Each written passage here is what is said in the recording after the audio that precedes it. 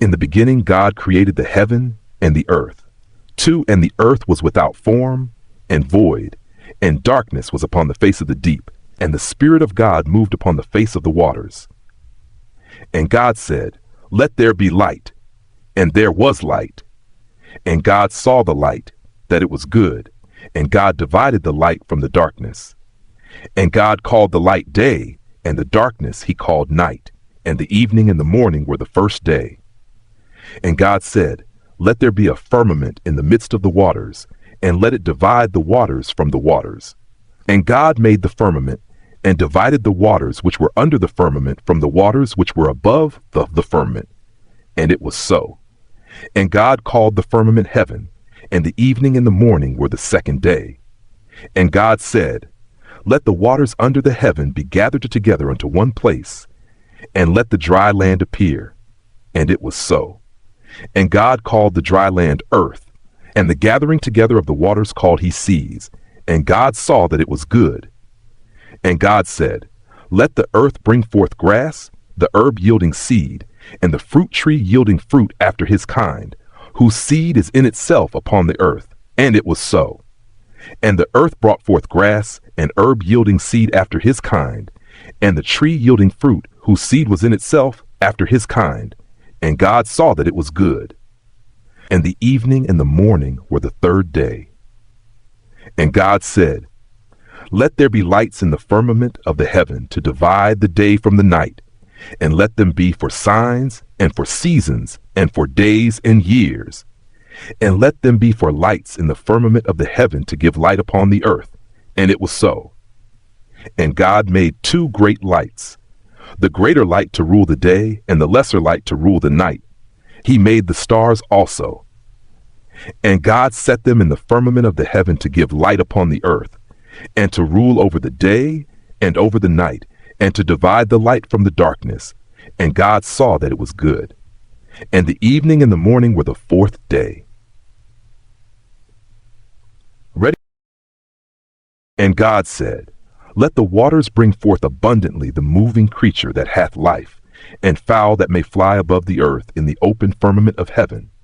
And God created great whales, and every living creature that moveth, which the waters brought forth abundantly after their kind, and every winged fowl after his kind.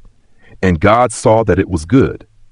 And God blessed them, saying, "Be fruitful and multiply, and fill the waters in the seas, and let fowl multiply in the earth." And the evening and the morning were the fifth day. And God said, "Let the earth bring forth the living creature after his kind, cattle and creeping thing, and beast of the earth after his kind." And it was so.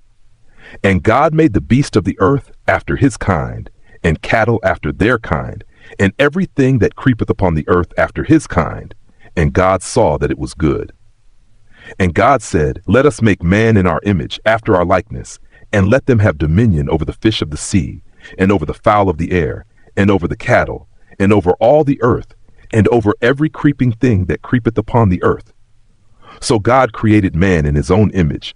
In the image of God created he him. Male and female created he them. And God blessed them, and God said unto them, "Be fruitful and multiply, and replenish the earth, and subdue it, and have dominion over the fish of the sea, and over the fowl of the air, and over every living thing that moveth upon the earth." And God said, "Behold, I have given you every herb bearing seed, which is upon the face of all the earth, and every tree, in the which is the fruit of a tree yielding seed. To you it shall be for meat. And to every beast of the earth, and to every fowl of the air, and to everything that creepeth upon the earth, wherein there is life, I have given every green herb for meat." And it was so. And God saw everything that he had made, and behold, it was very good. And the evening and the morning were the sixth day. Thus the heavens and the earth were finished, and all the host of them.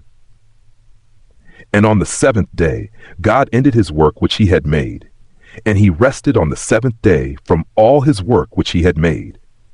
And God blessed the seventh day and sanctified it, because that in it he had rested from all his work which God created and made.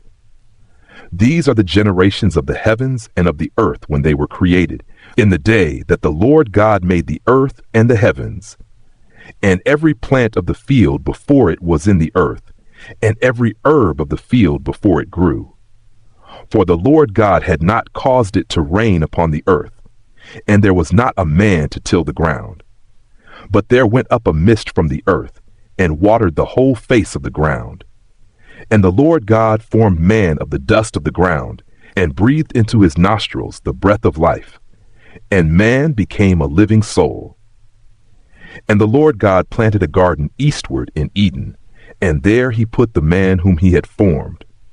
And out of the ground made the Lord God to grow every tree that is pleasant to the sight and good for food, the tree of life also in the midst of the garden, and the tree of knowledge of good and evil.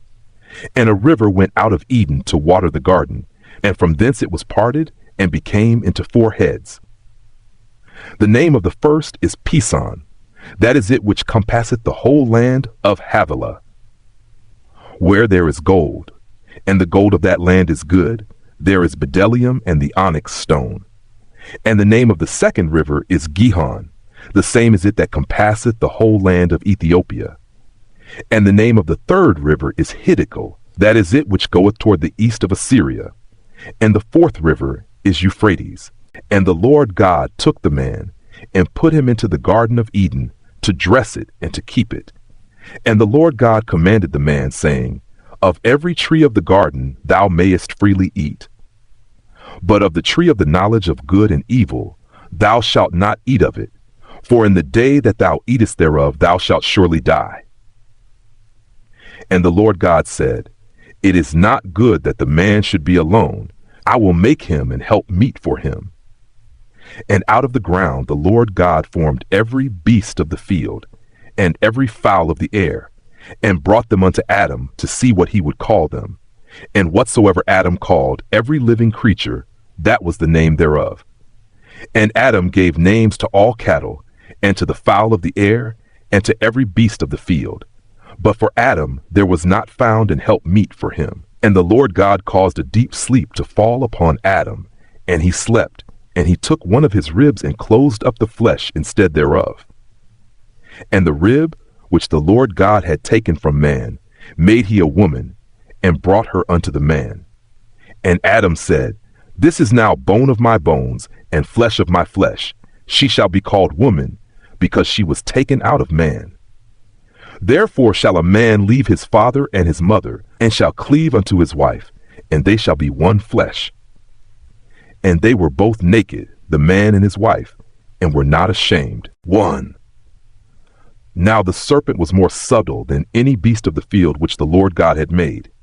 And he said unto the woman, Yea, hath God said, Ye shall not eat of every tree of the garden? And the woman said unto the serpent, We may eat of the fruit of the trees of the garden. But of the fruit of the tree which is in the midst of the garden, God hath said, Ye shall not eat of it, neither shall ye touch it, lest ye die. And the serpent said unto the woman, Ye shall not surely die. For God doth know that in the day ye eat thereof, then your eyes shall be opened, and ye shall be as gods, knowing good and evil.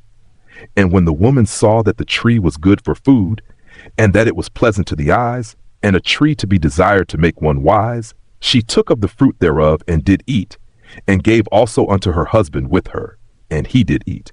And the eyes of them both were opened, and they knew that they were naked. And they sewed fig leaves together, and made themselves aprons. And they heard the voice of the Lord God walking in the garden in the cool of the day. And Adam and his wife hid themselves from the presence of the Lord God amongst the trees of the garden. And the Lord God called unto Adam, and said unto him, Where art thou? And he said, I heard thy voice in the garden, and I was afraid, because I was naked, and I hid myself. And he said, Who told thee that thou wast naked? Hast thou eaten of the tree whereof I commanded thee that thou shouldest not eat? And the man said, The woman whom thou gavest to be with me, she gave me of the tree, and I did eat. And the Lord God said unto the woman, What is this that thou hast done? And the woman said, The serpent beguiled me, and I did eat. And the Lord God said unto the serpent, Because thou hast done this, thou art cursed above all cattle, and above every beast of the field. Upon thy belly shalt thou go, and dust shalt thou eat all the days of thy life. And I will put enmity between thee and the woman, and between thy seed and her seed. It shall bruise thy head, and thou shalt bruise his heel. Unto the woman he said, I will greatly multiply thy sorrow and thy conception. In sorrow thou shalt bring forth children, and thy desire shall be to thy husband, and he shall rule over thee. And unto Adam he said, Because thou hast hearkened unto the voice of thy wife, and hast eaten of the tree of which I commanded thee, saying, Thou shalt not eat of it. Cursed is the ground for thy sake. In sorrow shalt thou eat of it all the days of thy life. Thorns also and thistles shall it bring forth to thee, and thou shalt eat the herb of the field. In the sweat of thy face shalt thou eat bread, till thou return unto the ground. For out of it wast thou taken. For dust thou art, and unto dust shalt thou return. And Adam called his wife's name Eve, because she was the mother of all living. Unto Adam also and to his wife did the Lord God make coats of skins, and clothe them. And the Lord God said, Behold, the man is become as one of us, to know good and evil. And now, lest he put forth his hand, and take also of the tree of life, and eat, and live forever. Therefore the Lord God sent him forth from the Garden of Eden, to till the ground from whence he was taken. So he drove out the man, and he placed at the east of the Garden of Eden cherubims, and a flaming sword which turned every way, to keep the way